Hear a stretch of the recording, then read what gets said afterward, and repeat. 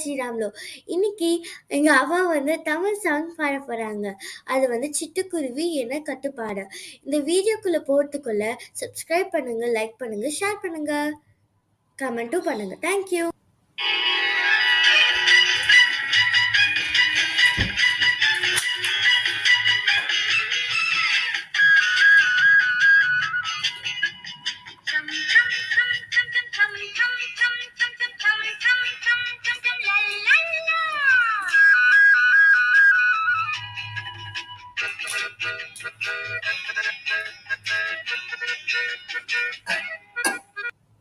சிட்டுக்குருவிக்கென்ன கட்டுப்பாடு, தென்றலே உனக்கு இது சொந்த வீடு.